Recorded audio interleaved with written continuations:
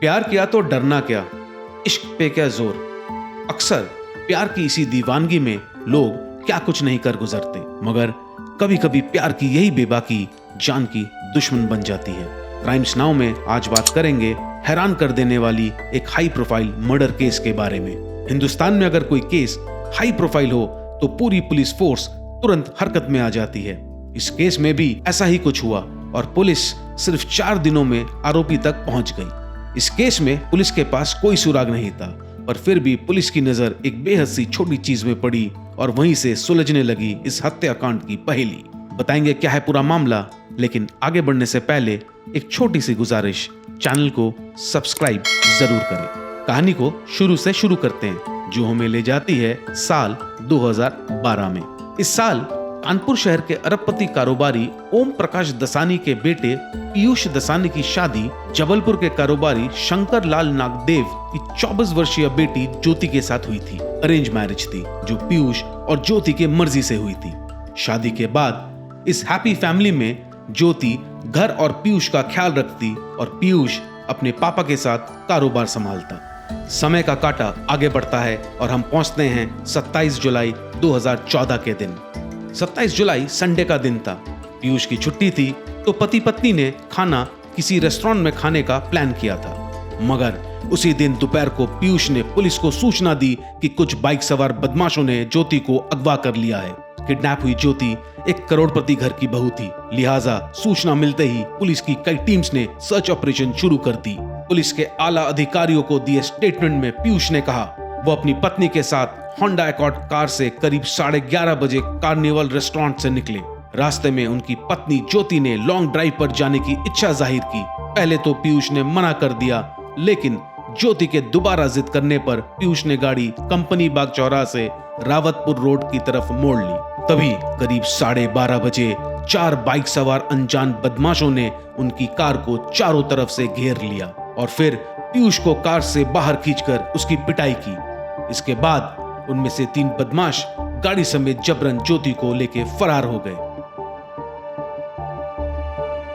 जिस वक्त पुलिस के बड़े अधिकारियों के सामने पीयूष अपना बयान दे रहे थे, ठीक उसी वक्त यानी करीब दोपहर के 1:30 बजे पुलिस की एक टीम ने कानपुर के पनकी इलाके से पीयूष की होंडा कार बरामद कर ली। कार के अंदर ज्योति भी मौजूद थी, लेकिन जिंदा नहीं, मुर्दा।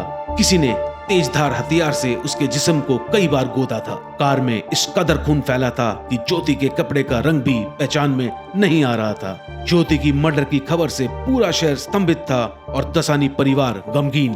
ज्योति की बॉडी को वारदात की जगह से तुरंत पोस्टमार्टम के लिए ले जाया गया। अपनी बीवी के लिए बेचैन पीयूष अपने परिवार के साथ पोस्टमार्टम सेंटर पहुंचा। पुलिस को पीयूष की गाड़ी जिसमें ज्योति की लाश मिली के आसपास से कोई सबूत नहीं मिला। इस हाई प्रोफाइल केस में पुलिस हर बात पर विस्तार से ध्यान दे रही थी। इसी के चलते पोस्टमार्टम सेंटर में कुछ पुलिस अफसरों ने एक छोटी सी चीज पे गौर किया, पीयूष की बदली हुई टी शर्ट। वारदात के वक्त पीयूष ने दूसरी टी शर्ट पहनी थी और कुछ ही घंटों में उसका टी शर्ट बदलना पुलिस को असामान्य लगा। पुलिस ने तुरंत पति पत्नी के रिश्तों के हर पहलू की जांच शुरू कर दी। पुलिस ने रेस्टोरेंट की सीसीटीवी कैमरा की फुटेज भी खंगाली, जहां वारदात से पहले दोनों साथ खाना खाने गए थे। फुटेज में 27 जुलाई की सुबह दोनों ने रेस्टोरेंट में खाना तो साथ बैठकर खाया, लेकिन दोनों के बीच कोई बातचीत नहीं हुई। रेस्टोरेंट में अधिकतर वक्त पीयूष किसी से फोन पर बातें करने में व्यस्त था। फुटेज देखने के बाद पुलिस का शक पीयूष पे और गहराया। पीयूष पे शक करने की पुलिस के पास 3 ठोस वजह थी। पहली वजह, वारदात के कुछ घंटे बाद ही पीयूष का टी शर्ट बदलना। दूसरी वजह, ज्योति को अगवा करते वक्त बदमाशों ने पीयूष के साथ भी मारपीट की, लेकिन पीयूष के शरीर पर कोई भी चोट के निशान ना होना। तीसरी वजह, अपहरण की सूचना देने में पीयूष को 1 घंटा क्यों लगा, जबकि वो अपने मोबाइल फोन से पुलिस को तुरंत सूचना दे सकता था, या मदद के लिए मौकाए वारदात से महज 500 मीटर दूर पुलिस चौकी भी जा सकता था। अब पुलिस के इन्वेस्टिगेशन का केंद्र था पीयूष दसानी। ज्योति के मर्डर को 3 दिन बीत चुके थे। पुलिस ज्योति और पीयूष के मोबाइल रिकॉर्ड्स भी हासिल कर चुकी थी। पीयूष की कॉल डिटेल से इस कहानी में एक तीसरे किरदार की एंट्री हुई। इस किरदार का नाम था मनीषा मखीजा। पीयूष हर रोज मनीषा के साथ घंटों बातें किया करता था। कॉल रिकॉर्ड्स में पुलिस ने यह भी पाया कि वारदात के दिन पीयूष और मनीषा ने एक दूसरे को 150 से भी ज्यादा मैसेज किए थे। पुलिस ने फौरन मनीषा मखीजा की कुंडली खंगाली तो पता चला मनीषा एक पान मसाला कंपनी के मालिक हरीश मखीजा की बेटी है और पीयूष की कई सालों की परिचित। पुलिस के सामने अब पूरा मामला आईने की तरह साफ था और पीयूष पे उनका शक यकीन में बदल चुका था। 31 जुलाई 2014 ज्योति की हत्या के ठीक 4 दिन बाद पुलिस ने आखिरकार पीयूष को गिरफ्तार किया। उससे पूछताछ शुरू की गई। पहले तो पीयूष ने पुलिस को मनगढ़ंत कहानियां सुनाई, पर जब पुलिस ने पीयूष के सामने मनीषा के साथ थोड़ी सख्ती दिखाई तो दोनों पुलिस के आगे टूट गए। आखिरकार पीयूष ने ज्योति हत्याकांड की पूरी सच्चाई बताई। पुलिस को दिए स्टेटमेंट के मुताबिक वारदात वाले दिन रेस्टोरेंट से निकलने के बाद गाड़ी मनीषा का ड्राइवर अवधेश चतुर्वेदी चला रहा था और परिवार की नौकरानी रेनू अवधेश के बगल में बैठी थी, जबकि पीयूष और ज्योति पिछली सीट पर बैठे थे।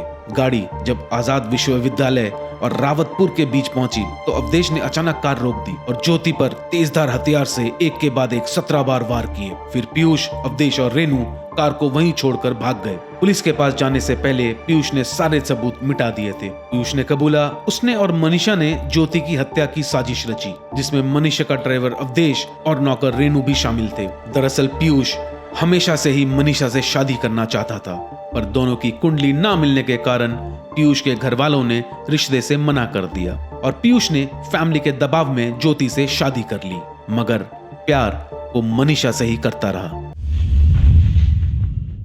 हिंदुस्तान में देर से ही सही पर इंसाफ जरूर मिलता है। ज्योति और उसके परिवार को भी 8 साल के लंबे कानूनी लड़ाई के बाद इंसाफ मिला। कानपुर डिस्ट्रिक्ट कोर्ट ने 21 अक्टूबर 2022 को ज्योति हत्याकांड में पीयूष और मनीषा समेत 6 लोगों को उम्र कैद की सजा सुनाई, जिसमें मनीषा का ड्राइवर अवधेश चतुर्वेदी, नौकरानी रेनू कनौजिया, सोनू कश्यप और आशीष कश्यप शामिल हैं। अगर आपके दिल में भी कोई रहता है तो शादी उसी से करना, क्योंकि प्यार की दीवानगी कभी कभी जान की दुश्मन बन जाती है। क्योंकि प्यार की दीवानगी कभी कभी जान की दुश्मन बन जाती है।